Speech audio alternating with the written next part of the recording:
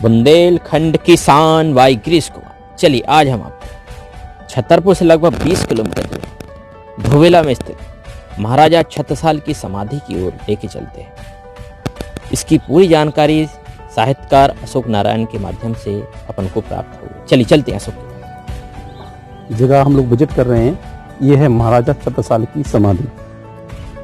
सबसे पहले इस पर जो प्रश्न है ये है कि इनकी समाधि का निर्माण किया किसने था। इतिहास में अगर हम थोड़ा चलें तो कहानी ये है कि शिवाजी से प्रभावित होकर के, जो शिवाजी मराठा शासक थे उनसे प्रभावित होकर महाराजा छत्रसाल आते हैं और इस नगर को बसाते हैं जिसका नाम आज धोबेला है। और वैसे इनका जो मूल है वो धोबेला ही था, इनकी राजधानी थी। यहाँ से पास में ही छतरपुर है। छतरपुर का प्राचीन नाम छत्रसाल था, बाद में वो अपभ्रंश होकर के छतरपुर बन गया। इस समाधि की जो स्थापना करते हैं ये एक कहानी चक्की है। महाराजा छत्रसाल इस क्षेत्र में बहुत लंबे समय तक शासन करते हैं और उनकी जो प्रथम पत्नी थी वो कमलापति थी। इनकी समाधि यहाँ पर पास में ही बनी हुई है। कमलापति की मृत्यु के बाद उनके पुत्र थे हृदयसा, जो कि इस क्षेत्र के शासक बनते हैं। लेकिन उनकी एक पुत्री और थी जो बोली जाती थी कि शायद उनकी अवैध संतान है। उनकी शादी वो बाजीराव फर्स्ट से कर देते हैं। तो बाजीराव फर्स्ट की पत्नी के रूप में जानी जाती हैं। इतिहास में उनको काफ़ी सुंदर स्त्री और अमर प्रेम कथा के रूप में चिन्हित किया गया है। संजय लीला भंसाली ने उनकी ऊपर मूवी बनाई थी। बोला जाता है कि मस्तानी जी यहाँ से उठ करके, यहाँ से शादी होने के बाद पुणे चली गई। वहाँ पर उनका शासन रहा। शिवाजी उनके साथ बाजीराव प्रथम के साथ बैठ के वो शासन भी कर दी थी। मराठा सैनिकों को प्रशिक्षित भी उन्होंने किया। बोला जाता है बहुत कुशल तलवारबाज थी। लेकिन इस समाधि का जो निर्माण कराया था वो बाजीराव फर्स्ट ने कराया था। सबसे इम्पोर्टेंस ये है कि बाजीराव फर्स्ट ने उनकी मृत्यु के बाद महाराजा छत्रसाल की समाधि का निर्माण कराया था। और ये जो समाधि थी कमलापति जो उनकी पत्नी थी, उनकी मृत्यु के बाद जब महाराजा छत्रसाल की मृत्यु हो जाती है तो मस्तानी के कहने पर महाराजा छत्रसाल के प्रति जो श्रद्धा थी उसको ध्यान में रख करके इस समाधि का निर्माण कराया गया था, जो कि महाराजा छत्रसाल की समाधि कहलाती है। और ये भी देखिए, यहाँ पे आप मोटे मोटे तौर पे देखें तो व्यू आर्कियोलॉजिकल सर्वे के पास है, घना जंगल है, थोड़े से गांव पड़ते हैं जो विलेज टूरिज्म के लिए जाने जाते हैं। और ये पूरा आपको माउंटेन एरिया दिखेगा। यहाँ महाराजा छत्रसाल का पुराना महल था, जो कि पूरी, यहाँ पीछे महाराजा छत्रसाल का एक पुराना महल आपको दिखेगा जो पूरी तरीके से खंडर हो चुका है।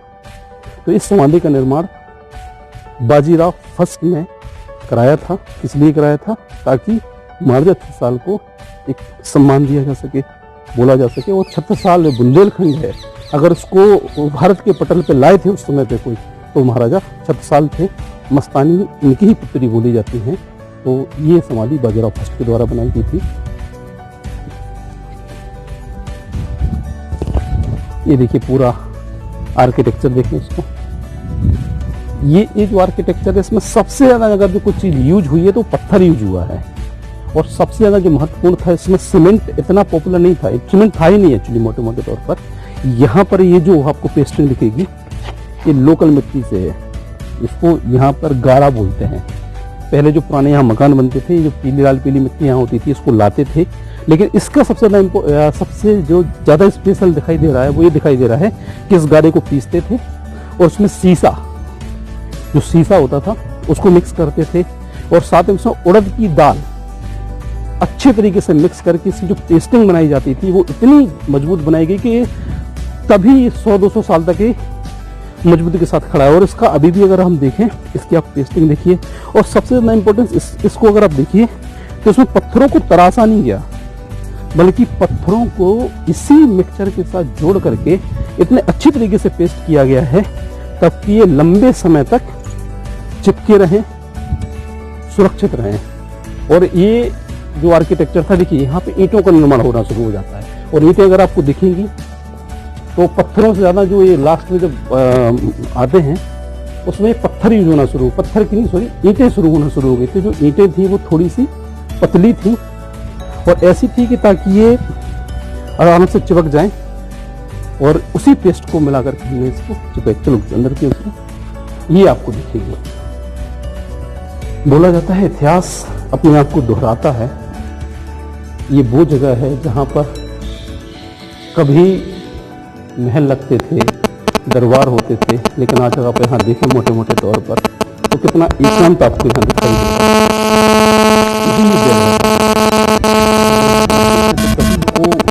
बताऊं कि ये जो जगह है यही आपको कमलापति के महल में भी दिखाई देगा। यहाँ पे अगर आप खड़े हो तो आपको लगेगा ही नहीं कि आप गर्मी में हैं। हवाएं चारों तरफ से आ रही हैं, पूरे खुला हुआ है और हवा यहाँ पर आप सर्दियों में रहें, इसे क्लाइमेटिक तरीके से बहुत अच्छे ढंग से बनाया गया है। ये देखिए शाम के अगर 4-5 बजे यहाँ पर पूरी तरह से धूप आती है, वहाँ से हवा आती है। ये इनका शयन कक्ष था एक्चुअली। ये मैं आपको जो सबसे ज़्यादा इंपॉर्टेंस से बता रहा हूँ, ये उनका ही महल था। शयन कक्ष जो बाजीराव मस्तानी मूवी में दिखाया गया था, यहाँ पे महाराजा छत्रसाल जी का निवास था। जहाँ हम अभी देख के आए वो कमलापति जी का निवास था। और इसी निवास स्थान को बाद में उनके पुत्र हृदय साय ने इनको दफनाया और इसको समाधि का निर्माण कराया था। इसका तो कराया था बाजीराव फर्स्ट ने, जो कि उन दोनों के ही समकालीन था, और उनका हृदय साय नहीं कराया था। तो ये जो आपको एविडेंस दिखेगा यहाँ पे आप देखिए, विचरण करिए। ये पूरी सुरक्षा की दृष्टि से मजबूत, बहुत ज़्यादा मजबूत। इसकी अगर मोटाई देखें आप तो बहुत मोटा है। और ये उनका पूरा महल आपको दिखाई देगा। सेम वही शेप आपको दिखाई देगा गुम्बद आकार का। अब चूंकि इसका थोड़ा सा रख रखाव मजबूती से न होने की वजह से थोड़ा क्षरण हो गया। नए तरीके से सरकार प्लास्टर कर रही है। चलते ऊपर की ओर, चलिए हम चलते हैं ऊपर की ओर। ये देखिए आप सबसे ज़्यादा यहाँ पर जो आपको दिखेगा, ये देखो महाराजा छत्रसाल यहाँ पर रहते थे। जो मूवी में दिखाया गया है कि जब बाजीराव को वेलकम किया गया था तो इसी महल पे किया गया था। यही उनका महल था। पीछे पहाड़ पे एक महल है जो कि पूरा जर्जर हो चुका है। अगर वहाँ पे जाने की इजाज़त मिली तो हम लोग जाएंगे। पीछे और देखिएगा पूरा पहाड़ पे है वो, और यहाँ पर उनको वेलकम किया गया था। ये है पूरा, जब उन्हें बोला गया था कि महाराज अब रणनीति बनानी है युद्ध की, तो ये वो जगह थी जहाँ पर महल था। ये देखिए पूरे कितनी अच्छी है। और यहाँ से आप व्यू देखिए, यहाँ से आप व्यू देखें, ये देखिए पूरे पहाड़, छोटे छोटे पहाड़। और ये देखिएगा आपको पूरा विंध्याचल माउंटेन। ये विंध्याचल है, ग्रेनाइट है, ओल्डेस्ट है बहुत ज़्यादा, ग्रेनाइट रॉक्स है। ये पूरा आपको दिखेगा। और यहाँ से लेकर के ये गया है 700-800 किलोमीटर दूर तक। और यही वो पर्वत है, ये जो छोटी छोटी पहाड़ियाँ हैं, जिन्होंने इस क्षेत्र को इतनी मजबूती दी थी कि इस किले को भेद पाना बहुत ही ज़्यादा कठिन था। अभी आपको दिखेगा एक छोटा सा महल है, एक वो है, खड़े होते थे। ये सुरक्षा के लिए बनाए जाते थे। यहाँ से पूरा सैनिक, ताकि दूर से कोई भी घुड़सवार आए तो आप देखें। और ये जो पूरा इलाका था एक्चुअली अभी तो ये सूख गया है, लेकिन पहले यहाँ तक ही झील थी। ये सब जगह झील थी। महाराज वहाँ से यहाँ तक आते थे, यहाँ रुकते थे। ये पूरी झील थी। अब तो ये थोड़ा सूख गई है समय के साथ, लेकिन यहाँ पूरी झील थी। पर्वतों के इस पूरे इलाका जो हमारा था, ये झील वाला रीजन था। ये जो छोटा सा आपको दिख रहा है, ये महल था जहाँ बोला जाता था कि बाजीराव जी का स्वागत किया गया। यहाँ पर ये वो जगह थी।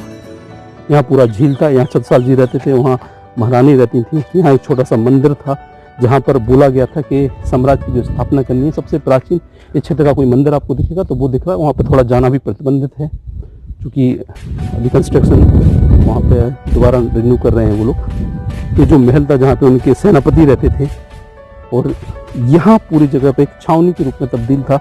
और बोला जाता था कि ये सेना इसलिए मजबूत थी क्योंकि इस क्षेत्र पर उनका प्रशिक्षण होता था। महाराजा छत्रसाल जिसलिए शासक बने, बहुत लंबे समय तक शासन कर पाए इस क्षेत्र में। हालांकि बहुत बड़ी शक्ति यहाँ से दूर ज़्यादा पास, महाराजा छत्रसाल जो है वो यहाँ पर शासन कर पाए क्योंकि बोला जाता था कि उन्होंने बहुत मजबूत सैनिकों की अपनी सेना में भर्ती किया था। उसका सबसे ज़्यादा महत्वपूर्ण ये था कि ये इलाका उनका ट्रेनिंग एकेडमी भी था। इस पूरे क्षेत्र में प्रशिक्षण कराते थे, और इसी प्रशिक्षण की वजह से बोला जाता था कि चाहे वो पहले मुगल रहे हों, उन्होंने शासन स्थापित किया बुंदेल सैनिकों के बल पर, और बाद में मराठाओं ने जो अखंड भारत की स्थापना की। जैसे बगल में झांसी आपको मिलेगा, वहाँ भी मराठा थे। सिंधिया आपको मिलेंगे, वो भी मराठे थे। होलकर थे, वो भी मराठे हैं, इंदौर वाले। या पुणे था वो भी मराठे थे, भोसले थे वो भी मराठे थे। वहाँ पर हम देखें तो वहाँ पे इस क्षेत्र के सैनिक, स्पेशल महाराजा छत्रसाल के सैनिक, हृदय सहाय के सैनिक वहाँ जाते थे, लड़ाई करते थे। और बोला जाता था कि जहाँ पर ये खड़े हो जाते थे स्पेशल बुंदेला सैनिक, वहाँ पे विजय लगभग पूरी हो जाती थी। 2-3 क्षेत्र थे, एक तो हमारा उत्तराखंड दिखाई देता है जहाँ से सैनिकों ने बहुत विश्व इतिहास में, भारत विश्व इतिहास हो या भारत के इतिहास हो, उसमें अपना बढ़ चढ़ के योगदान दिया। और दूसरा क्षेत्र आपको ये दिखाई देता है, इसलिए अगर मध्य प्रदेश में हम देखें तो ये क्षेत्र वीर भूमि के नाम से जाना जाता है। यहाँ से वीर निकले, उन्होंने युद्ध किए और हर जगह पर विजय प्राप्त। ठीक, ऊपर देखो ये पूरा गुम्बद आपको दिखाई देगा, ये पूरा गुम्बद हमारे साले में रहते थे। यही बप्पू गुम्बद दिखाई दे रहा है, टॉम आर्किटेक्चर है, डॉम आर्किटेक्चर है। और यही वो जगह है, बोला जाता था कि यहीं पर उनको वेलकम किया गया था। जो ऊपर आपको छज्जा दिख रहा होगा, यहीं पर उनको वेलकम किया गया था कि आप आइए। और यहीं पर नीति बनी थी कि किस तरह से हमें अपने साम्राज्य को आगे बढ़ाना है। और इसी वजह से ये क्षेत्र जो है जेजाग भुक्ति के से बात करके बुंदेलखंड कहलाया जाए, इन्हीं महाराज छत्रसाल बुंदेला के नाम पर। पहले इसका नाम जेजाग भुक्ति था और इन्हीं बुंदेला शासकों ने इसको गौरव दिया और बाद में ये क्षेत्र उन्हीं के नाम से बुंदेलखंड कहलाया, यानी बुंदेलों की भूमि। क्या दिख रही है, ये महाराजा छत्रसाल की समाधि है। ठीक है, सबसे पहले इनको प्रणाम करें। बोला जाता था कि ये वो थे जिन्होंने बुंदेलखंड को एक गौरव दिया। महाराजा छत्रसाल की हम करते हैं। चलो कर ले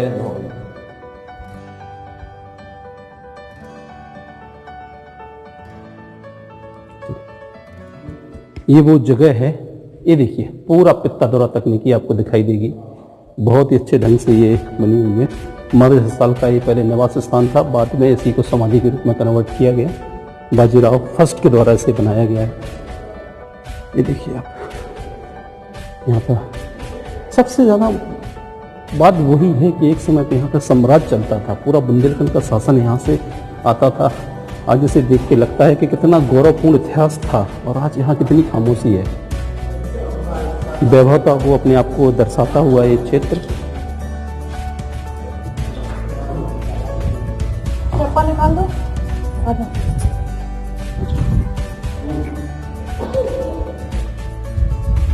वैभवता को दिखाता हुआ ये क्षेत्र, आप लोग जरूर आए। ये रहा महाराजा छत्रसाल की समाधि स्थल। वीडियो अच्छा लगा तो लाइक, सब्सक्राइब और शेयर जरूर करिए महाराजा छत्रसाल के लिए।